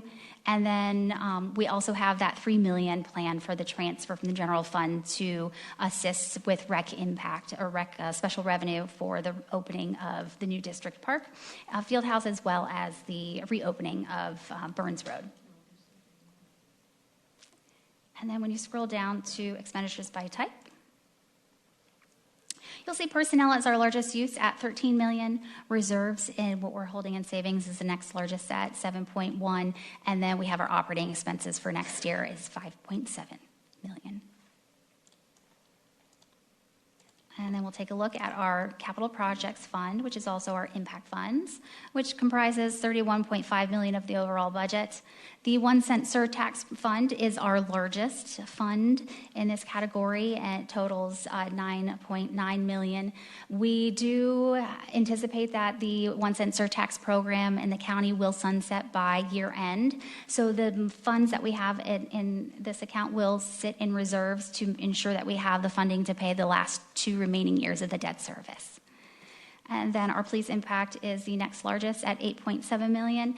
8 of that is for the expansion of the tactical training facility, and then rec impact is our next at 6.2. And then we'll scroll down and take a look at our revenues by type. Beginning fund balance is our largest. That is the carry forwards from the unspent balances in our capital projects that are currently ongoing that we're carrying into the new year that we're anticipating to. We also have the $6 million planned transfer from the general fund for the police impact project, as well as $5 million that we are anticipating for impact fees that we'll receive this year in the new development. And then when you take a look at our expenditures by type, you'll see reserves is our largest use. We plan to put $15.8 million in savings. Our capital outlays, which is the projects that we have planned in impact funds this year, is $10.8, and our debt service is $3.3, or that those include both of our TOD bond as well as the golf course bond payments in this fund. And then we'll take a look at our last fund, our internal service fund, which comprises $31.2 million of the overall budget. You'll see the self-insurance fund is the largest at 74% of the overall fund balance, and the fleet comprises 25%. And no surprise, charges for services is our largest revenue source at $21.5 million. Our carry forwards are estimated at 8.6, and then we have our miscellaneous revenues here to the side. And then scrolling down and taking a look at our expenditures. Personnel, again, is our largest use at $14.9 million. Reserves are $9 million. And our operating expenses this year for both of those funds are $6.2 million.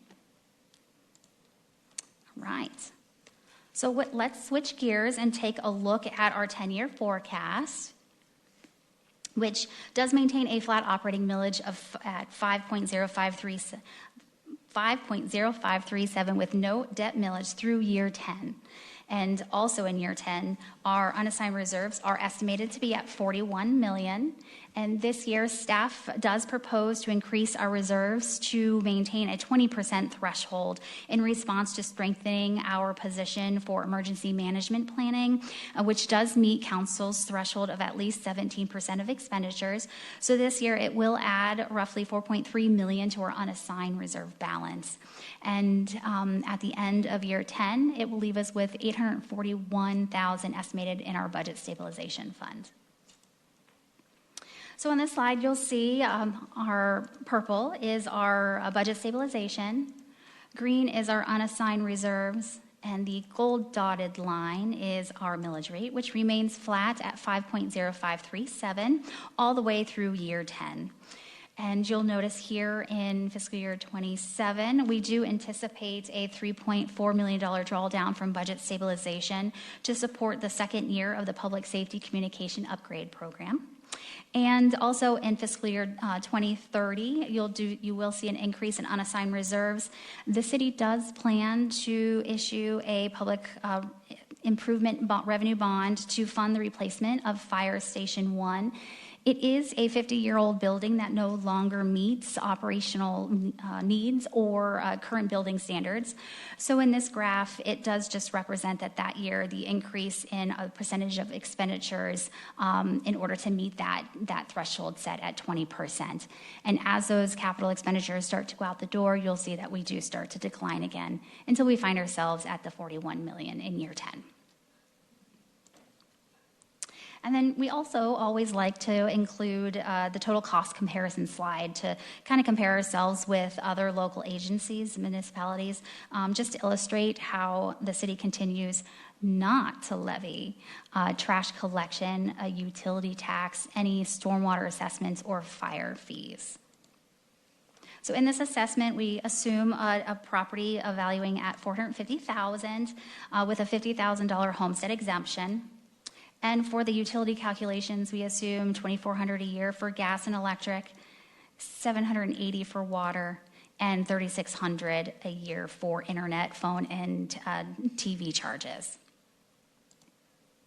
So when you bring it all together in this table, you'll see here, comparing ourselves with other local municipalities, we do not charge that utility tax, the garbage collection, stormwater assessment, or fire fee. And then I'll also like to note those agencies highlighted in blue, their city ad valorem is lower than ours. And the reason for that is they participate in the county's MSTU program for fire services. So that portion of their tax bill is found under their other ad valorem column. And once you put all of that together, you'll see here, Garden still has the lowest tax liability at $7,432 this year.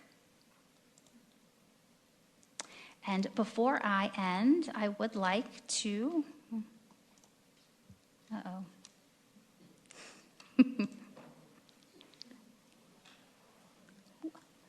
two more slides. I think the Budget Reviews Board's letter there that it's all good. Oh, good. Okay, perfect. Thank you. I would like to end by thanking each of the Budget Review Board committee members for their time and effort this year in reviewing the budget. And staff shared the Budget Review Board with the council on August 28th. And I would like to read a few summaries from the report this year.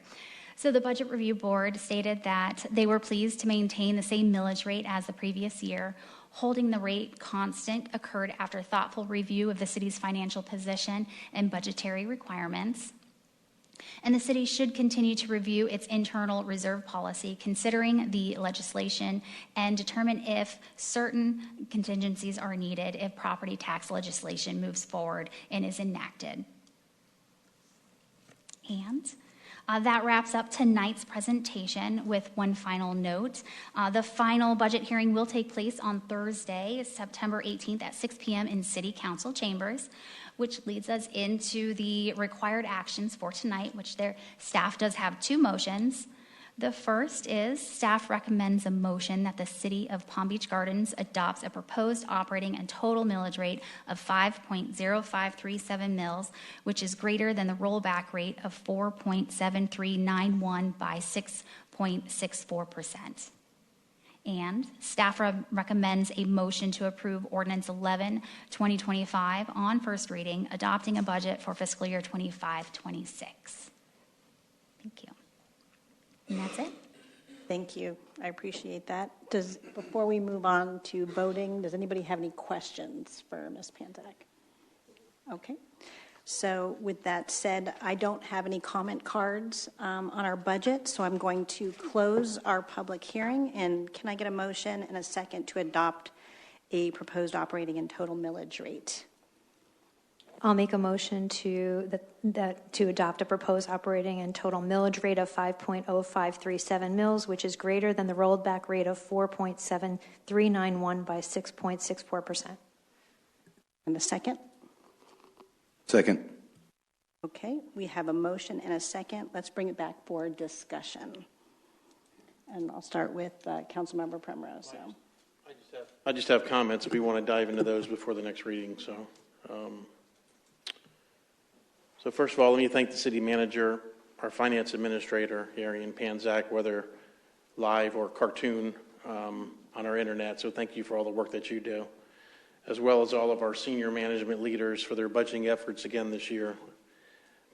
This team really continues to excel at the budgeting process, and they always apply a very conservative approach when it comes to forecasting revenues, coupled with aggressive forecasting of expenses. The strategy will continue to deliver positive outcomes to our financial performance with no annual surprises to our taxpayers. Also, I'd like to thank the Budget Review Board for all their efforts in reviewing and providing their comments on this budget as well. Some of the highlights of this year's budget for me include property assessed values have now increased 14 consecutive years in the city. It just shows you what we're delivering as a product that people want to be here. A flat millage rate, which is only half of the maximum rate allowed by the state of Florida. Also, we don't have add-ons for charges for many services, and we have a communications service tax that has not increased since 2011. I remember when this tax was approved and residents thought it was be something that the city was going to increase every year to add revenues to the bottom line, but that never materialized. So thanks to staff and your budgeting efforts and really honing in on the numbers and the expenses, that tax will remain flat for 14 years. Increasing the unassigned reserve balances by $4.3 million to $32 million, and that does not include fluctuating the budget stabilization fund that is available to cover any capital projects or operating shortfalls.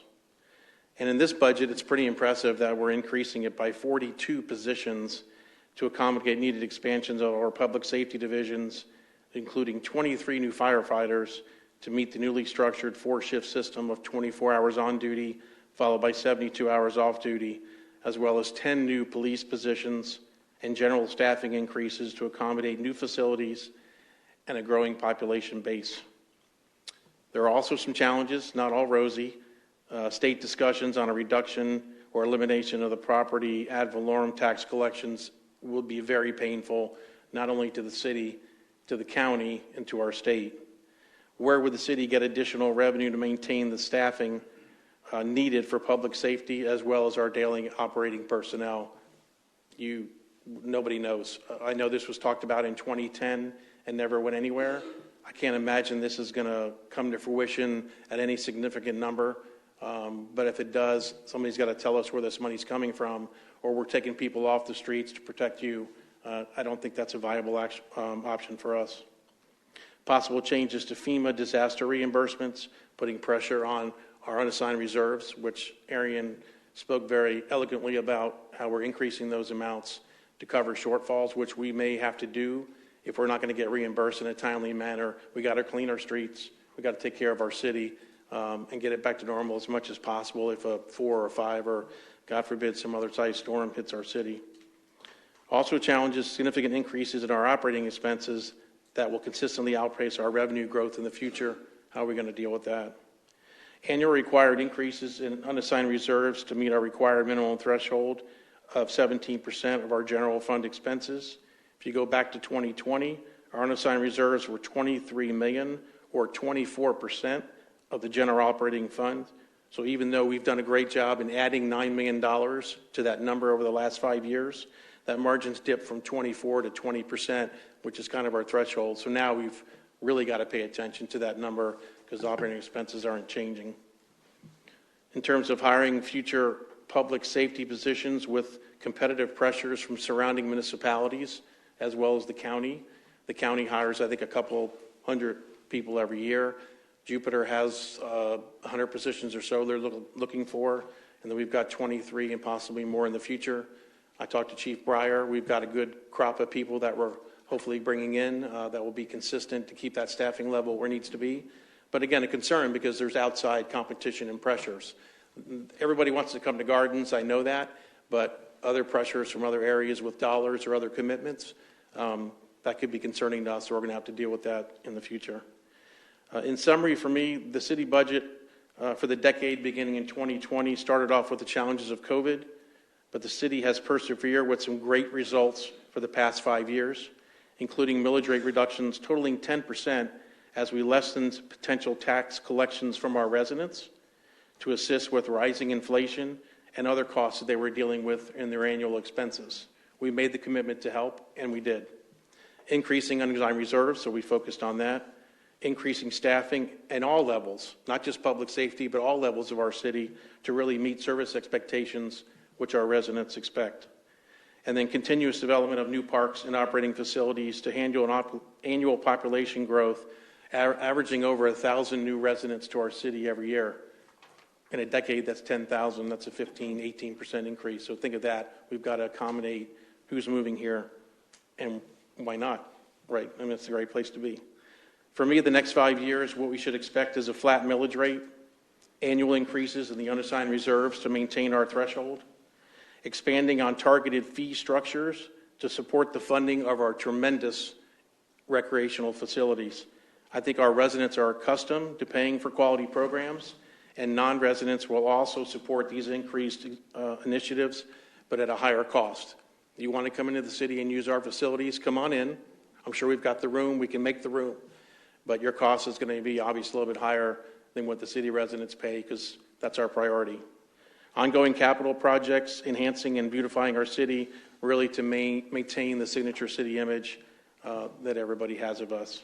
So I'm supportive of the budget. I look forward to seeing how the next 5 years play out, and I look forward to working with staff to keep our residents happy, keep the millage rate flat, and offering all the services that they need and expect from us.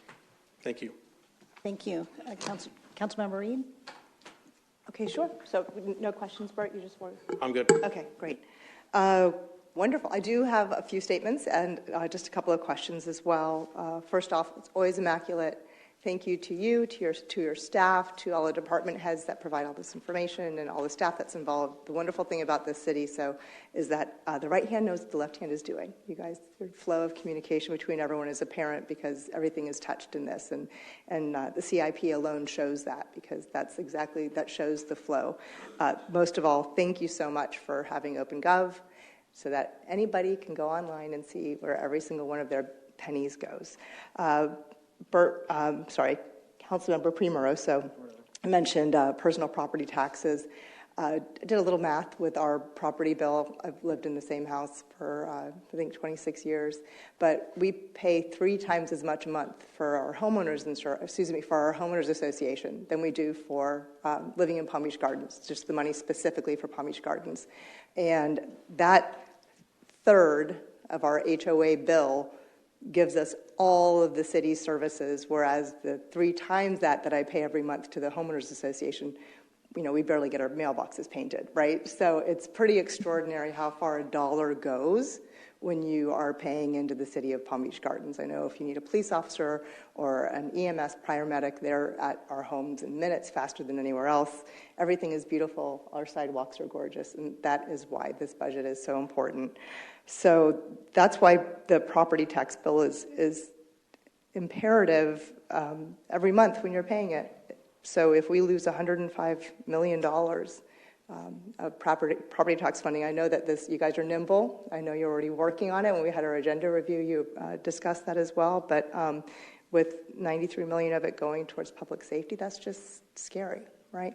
So our council will be involved in everything we can to help protect and make sure that our residents are covered for that. During my agenda review, I did ask about our mobility plans, which we're really excited about, whether it's Burns Road or Fairchild. And Todd Engel, our city engineer, mentioned that we're just waiting for some information from DOT and that we are ready to roll. So I know if anyone's going through the budget, they'll see that that's out there. And the city has done everything that we can to get those going. The question I do have is we did have a couple of things that were new this year, which one of them was Chat PBG. And so I just wanted to see if it's being utilized, what residents want to know, what are they asking, and so when you guys pitched it last year, so just kind of wanted to check in on that.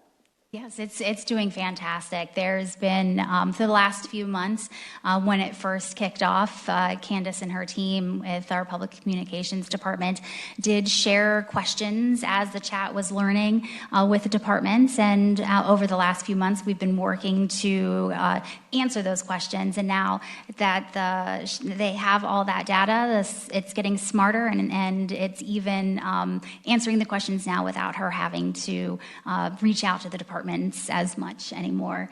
And also there's been another multi-language feature to it as well. So people are using it not only in English but in other languages. So that's nice to see the interaction with it. Excellent. Okay, in the same vein of questioning, so our budget's been online now for a couple of years. Are we getting lots of clicks? Are people spending a lot of time on it? Yes, thank you for the question. Over the last 30 days, we have had 141 users go to the site. And of that, the average duration while on the site has been over 7 minutes, which is very, I think is very successful, even knowing that 75% of the users are accessing the website with a mobile device.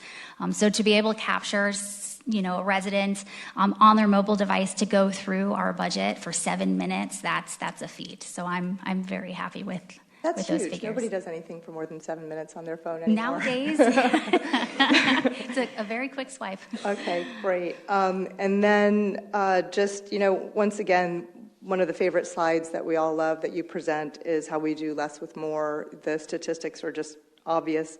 In 2007, 10.41 employees per resident, and now we're at 9.27. So we continue to do so much with less, and it's extraordinary. And that is just the most cohesive, fabulous staff that we have all ever had a chance to work with. So we can't laud you guys enough. And then just lastly, since 2019, we've been lowering millage, and it's been over 15% since then. And it's something that I think anyone who's been on this council or anyone who's worked on the budget should be really proud of.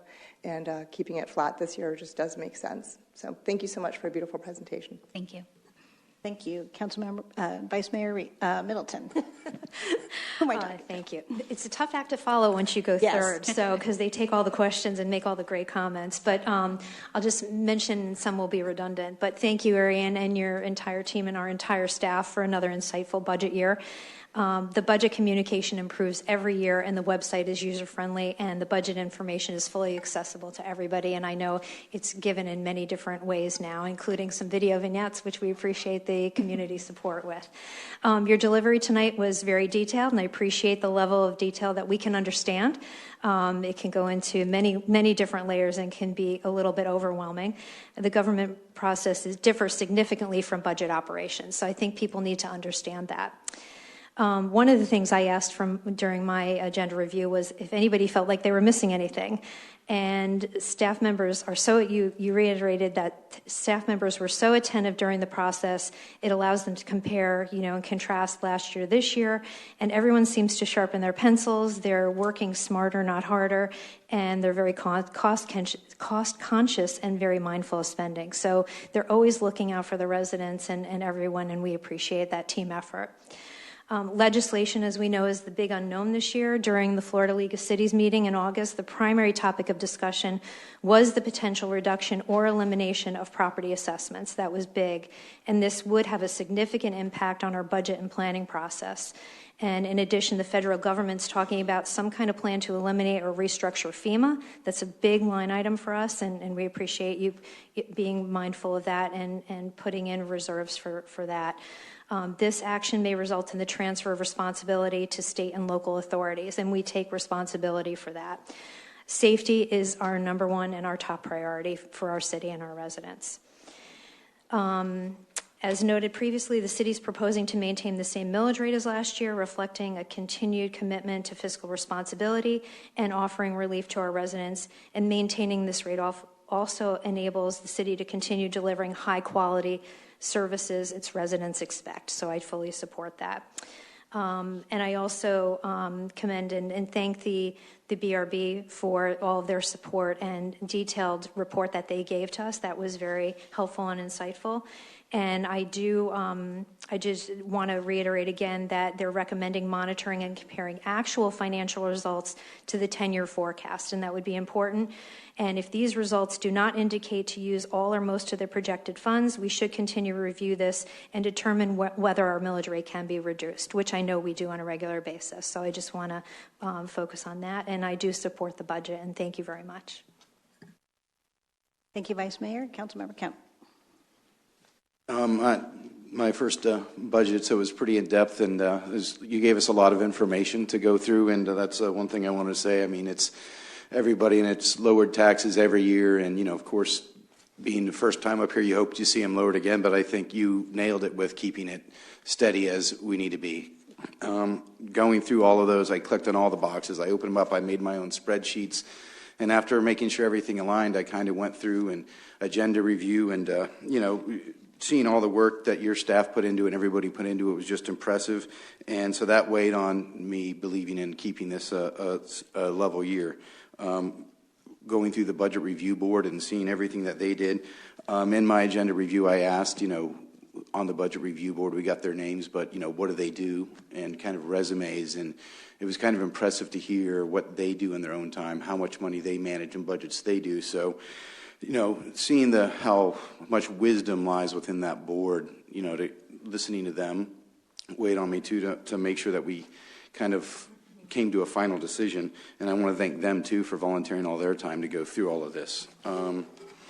And all of that's great. Staff's the best around, and budget review board gave us a very good thing. But one of the biggest things that I kind of went through when we got the transmittal letter to kind of weigh on me at the end was go back and reread that, and I read it again today, and it was what the residents kind of thought about what we have. And, you know, as having my own business, it's kind of like you always go, are people getting what their money, or do they believe they're getting their money's worth? And when the survey was done, you know, most people don't send a survey back unless they want to say something negative, like I got a bad haircut or I got this, to kind of get attention. And when you look at the survey results, one of the biggest things that stuck out to me was 96% of them said they would recommend to other people to live in the garden. So that stuck out, that they're getting their money's worth. 96% of them believe that they're getting their money's worth. In that review, 94% of them were very satisfied with, you know, fire rescue. I like seeing that in the 5-year plan. We have a new fire station to kind of go with Burns Road Community Center, with this wonderful city hall, and kind of tying those into it. Another big thing that stuck out is, you know, the next thing on the list was the two highest things were fire rescue, and 90% of people sent back that they were very satisfied with the police department. And that says a lot, and that's big in today's world. You hear every time you turn on a TV for the last few years, defund the police, defund the police. And I think that we need to be a city that makes sure that we remain a city that's funding the police, and we're doing that this year with, you know, all the upgrades over here. So I found that was, you know, a big thing to be said with the Times. 91% of the people are very satisfied with the overall appearance of the city, and you could go around the city and you talk to roads and how they're always seeing how the roads look, and machines to grade them and see when they need repair. So, you know, it all shines through in the budget, you know, with doing less or doing more with less shows through with just these ratings that we're getting. During these questions, the residents were satisfied, but some of the other things that came up with, were they satisfied with what they received for their property taxes, was directly asked, and 92.1% of them was neutral to very satisfied, with 18.2% being very satisfied, 47.5%, almost half, being satisfied with what they get for their property tax dollars. So, you know, I think that speaks for itself. And when I went back and reread all these numbers again and wrote them, you know, I wrote them down. I said, let me go back and see if people are really happy with property taxes, because you always hear lower taxes, and you see these numbers of just how happy people are, and it says a lot about the city. And keeping it level with all the uncertainty coming through. I mean, tariffs on building construction and everything else that might hit us down the road. The elimination of the property taxes. I mean, it's, you know, it doesn't make sense. You know, we know what our residents want. We need to keep property taxes. We need to keep it local. We need to keep it here. And, you know, if that happens, like I said, it's, you know, $105 million was what we bring in, and just public safety is $93 million of that. So, like I said, that's a huge one to kind of to keep and pay attention to, and to keep our level right now. So The housing market's leveling off, so we don't know how high that's going to keep going up or for how many years, even though it keeps going up in Gardens. I assume it will in the city, and even the FEMA reduction or elimination of FEMA after the hurricane season. I mean, one hurricane, and I think it was $38 million just in picking up trash. We can't, that's just an unsurmountable number. And the amount that comes into, paying for overtime for the people, staffing, everything, that's stuff that we're not even countering into that.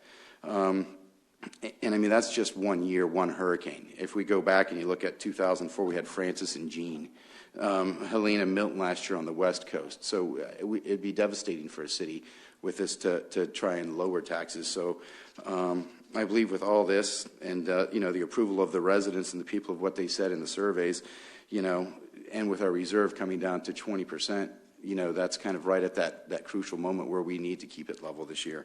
So that's why I'm in support of this, keeping it the same millage rate. Thank you.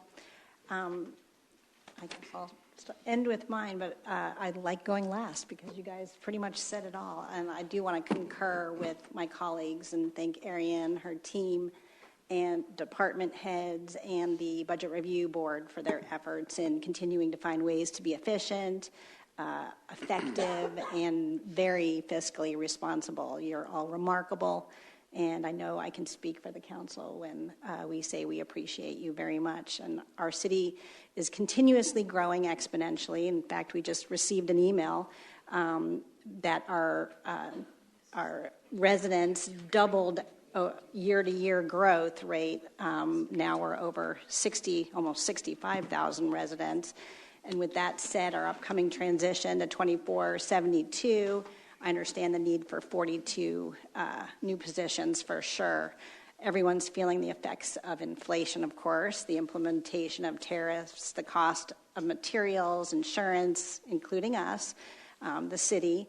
That coupled with the threat of eliminating property tax, which is how we afford to provide our residents with our award-winning public safety, and FEMA, the threat of losing those dollars, an increase in our reserves is totally understandable. We are very fortunate to have this amazing team, and we want to keep them here. As Councilmember Primoroso mentioned, Jupiter hiring so many people, and we are so lucky to have the staff that we have. I think the increase to keep everyone here is right in line with our sister municipalities. So we also provide a rental assistance program for our employees, for those that qualify, and continue to provide medical coverage, and I'm 100% supportive of all of that. And here in Palm Beach Gardens, we are so lucky to have been fiscally responsible over the years, as everyone mentioned up here. And once again, we're realizing an increase of 8% of our taxable value, and hopefully soon, 9 large developments coming online this year and next year, the first quarter of next year.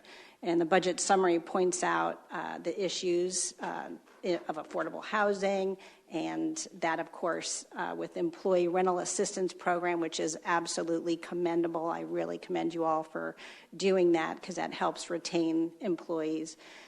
Attainable housing is a big issue for everyone, including our businesses. They can't find support staff, teachers, et cetera, to live in the area that they work.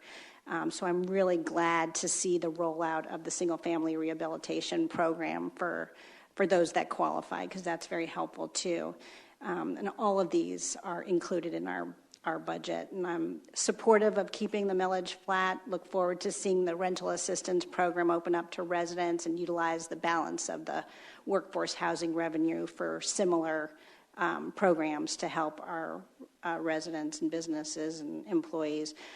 Also, in addition to the planned recreational projects, I'll just say it would be nice to include the replacement of a single basketball court somewhere visible near Plant Drive Park. I'm going to leave that up to staff to look at.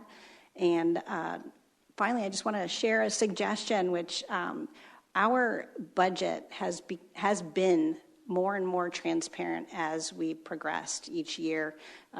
I think Councilmember Reed brought it up, Vice Mayor Middleton brought it up with it all being online, and it actually realizes the actuals every single night. It updates, which is amazing. Of course, people like me get lost in a wormhole when I'm going through all of that, but I would like to, if possible, and maybe next year we could stream our budget review committee online to help with that transparency going forward. But I appreciate it, and that'll conclude. I agree with all of my colleagues. So with that said, let's vote, call back to a vote for, we had a motion and a second for the first motion, which was to adopt the proposed operating and total millage rate. So let's call that vote. All in favor? Aye. Aye. None opposed. The motion carries 5-0. And can I get a motion to approve ordinance 2025 on first reading, adopting a budget for fiscal year 2025-2026? I'll make a motion to approve ordinance 11, 2025 on first reading, adoption, a budget for the fiscal year 2025-26. Second. We have a motion and a second. All in favor? Aye. Motion carries 5-0. Thank you. And now we are going to move on to items for council action or discussion, items of interest. Anybody? Councilmember Kemp, looks like you have something to say. Yeah, I know that we had brought up last month about Max getting with us about State Road 7. I know you said you're going to get with us next meeting, so looking forward to that. But, you know, as I kind of mentioned it in as I made some comments on the budget, but when I was going through that survey too, at the end of that, it was kind of some things that jumped out from residents. And one of them was like 54% bike-friendly infrastructure and pedestrian. And it's kind of, you know, I kind of looked at these and I said, we're already doing a lot for bikes and stuff, but to make sure that we keep that in mind for planning and zoning when new things get approved, to make it, you know, bike-friendly and pedestrian-friendly. And another one of those that stuck out was 50% large community events.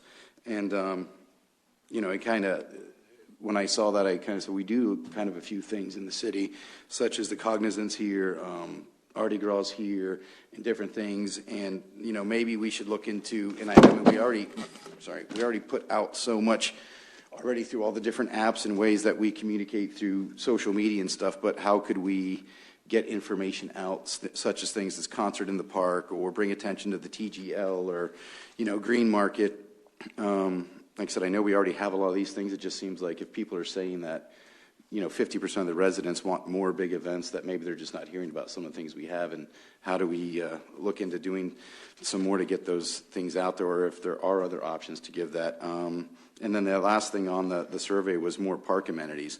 I kind of looked at that too, and was like, we have so many amenities within the community, you know, golf, the pool, the community center with Burns Road, Field House coming online or being built, pickleball center. But, you know, instead of, you know, bringing more things online, you know, to maybe look at, you know, free play occasionally at some of the things that the city owns, you know, for high schoolers or teenagers, you know, like free bay play at the Nest on a slow night out there to kind of keep staff there. Maybe the parents come out, drop them off, and then maybe bring people back as repeat customers when it's not there. But then they see there are things, or free days at the pool if they bring a student ID, something like that. And then, you know, you kind of mentioned a basketball thing, you know, with that, more amenities to the park and free throughout the year. You know, I know we've mentioned it multiple times, is looking, you know, at different amenities that we could add, such as, like you said, another basketball, or, you know, bringing a skate park back and looking at the need for that. So that was just what I had on my council discussion for tonight. Thank you. Does anybody want to add to that? No. Thank you. And I think we're going to be rolling out our, maybe we already have the new resident opinion survey. So, Ron, is that going out in the near future? Because that might help answer some of those questions. No, as that well. won't be going out till closer to spring or summer. Spring or summer. Closer to the spring or summer of the following year, of 2026. Is that what you're saying? Correct. After they're working with the consultant now, but it's not going to be ready to hit the street until spring, July, April, May, June. But that would help answer some questions, update, I guess, some of what the residents want to see because I think the survey was from 2023. The last survey, I believe, was 2023. The last one was 23, and yes, we hope it does give us Yeah. the residents' opinions on a lot of things. A lot yes. of those types of things, but yes, I agree with what you're saying. Anybody else have any comments? Okay. I will add to that. I wanted to just let everyone know that Natalie Crowley and I attended virtually the Issues Forum meeting and County Transportation Master Plan, and traffic signal timing was a common denominator. I do want to applaud the county efforts in trying to collaborate with us all, and would love to use this opportunity to provide our constructive criticism or constructive input, maybe. They'll be holding, but it's important to note for everyone to participate that they're going to be holding a public meeting, and that's for residents to gather their input, community input, which the one for the North End, North County, which would include Palm Beach Gardens and Jupiter, is going to be held on Wednesday, September 10th, 2020, this year, noon to 2, and it's an in-person meeting at the Campus Drive Library, the Palm Beach Gardens Campus Drive Library. So I just wanted to let everyone know about that. And on behalf of the council, I would like to publicly thank our staff and consultants for their efforts in the Vision Zero Community Input Workshop. I know a lot of effort went into it. Unfortunately, the weather didn't really cooperate. I think it was like a mini hurricane that night, it seemed to be. But I think loved the vinyl aerial that was put out on the floor. It was so informative. All the boards were very informative, and I appreciate all of your efforts. It would be nice to see that big vinyl aerial on the community center wall. It was really cool to see. And hopefully the next workshop will have a little bit more participation.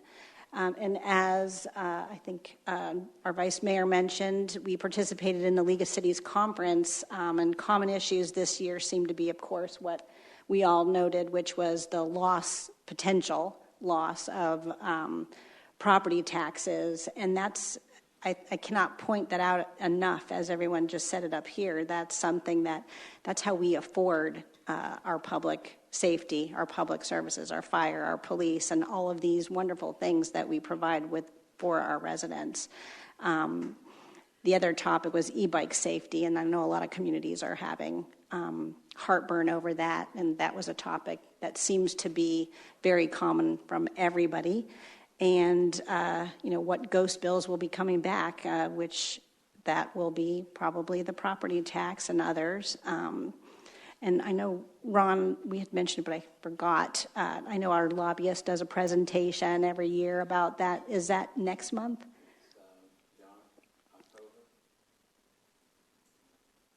So October, yeah. So next month we can have a conversation about those. He'll educate us about what happened last year and have a conversation of what to expect going forward. And like to also at the League of Cities, our very own Candace was a panelist, and she did a phenomenal job. I think that was one of the most popular sessions. Everyone appreciated her input, and she did an excellent job. Everyone, if you'd like to, also I wanted to make sure that everyone knew that there will be a 9/11 Remembrance Ceremony at Fire Station 63, which is on North Lake Boulevard, and that's hosted by our Palm Beach Gardens Fire Rescue, so everyone's welcome to join in. And last, I just want to make a special call out to our very own Steve Stepp, who will be inducted into the FDLE Hall of Fame at the end of the month. So congratulations, well deserved.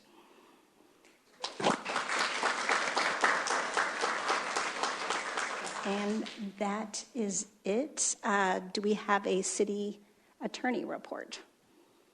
I just wanted to let you all know that I did promulgate a draft interlocal agreement today not to the county, but to many different municipal attorneys throughout the county, and as well as some city staff, to give them a chance to take a look at what I've drafted so that it might be helpful for them. And then I'm eager to get their input and then see if there's anything that I'm hoping that there'll be something worthwhile that maybe I didn't think of that we can include, and then we'll be probably sharing that with the county in the near future to see where we can go on that. But just to give you an update on that, because that deadline's coming up October 1.